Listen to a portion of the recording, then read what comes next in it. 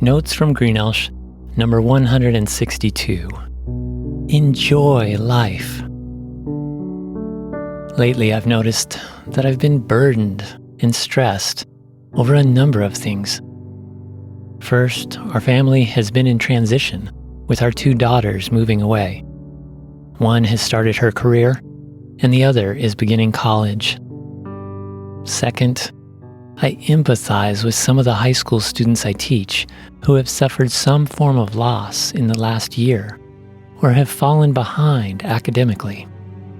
Third, I feel the toll of chronic uncertainty due to the threatening pandemic, struggling economy, overbearing government, and corrupt leaders.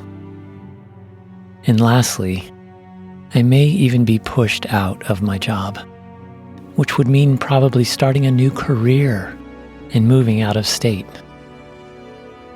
Perhaps you have been going through prolonged stress also.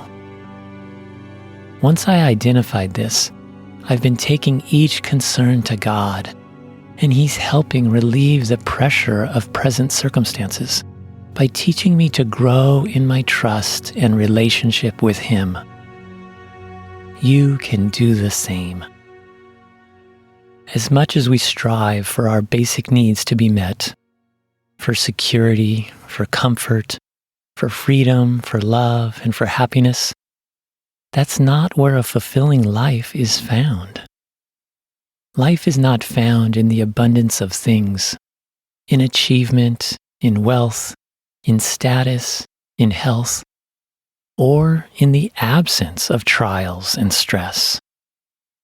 Life and love is God Himself, and we experience both as we joyfully fellowship with Him.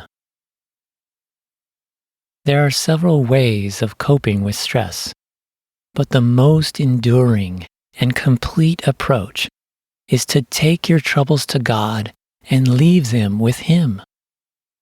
As Almighty, loving God, He is able and willing to resolve them in the best way.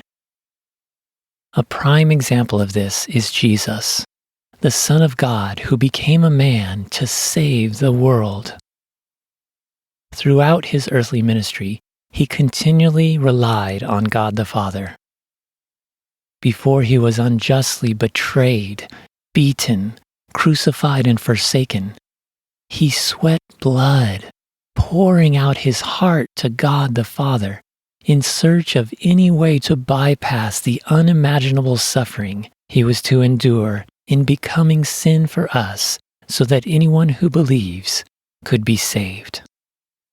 Yet He submitted His will to the Father's, entrusting Himself to the Father's care.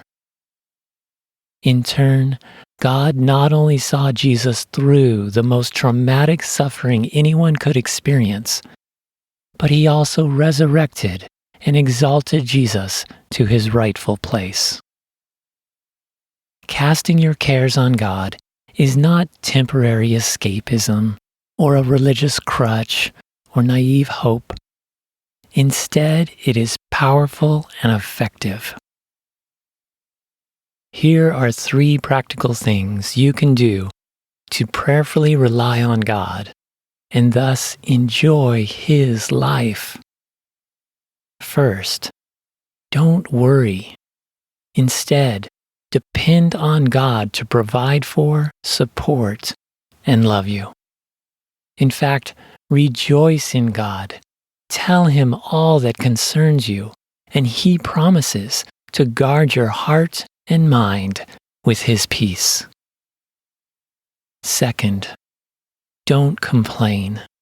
Instead, give thanks, not necessarily for the trial, but amidst it, knowing that God will change you for the better from it. In fact, it is God's will for you to give thanks in all circumstances because it changes your focus from the temporary to the eternal. And third, don't serve yourself. Instead, give yourself to God and others. Love God and others more than yourself. This opens you up to receiving the best God has for you and enabling you to share it with others.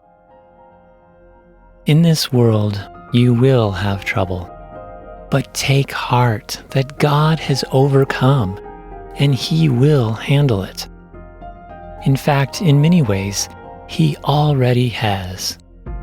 Jesus has conquered all our foes: brokenness, sin, disease, death, and Satan.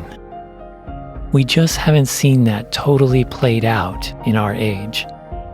The war is won for anyone who trusts Jesus, but a few skirmishes remain.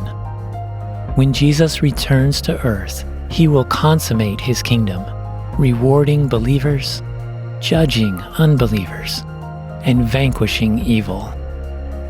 In the meantime, realize that God's reality transcends our fallen world and broken lives. So there is hope for anyone who believes. Jesus invites everyone by faith to enter into God's reality. That's what true life and enjoying life is all about.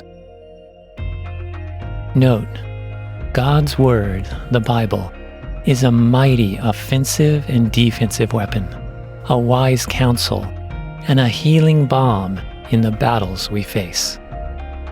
Many of the biblical Psalms address finding divine joy in traumatic times.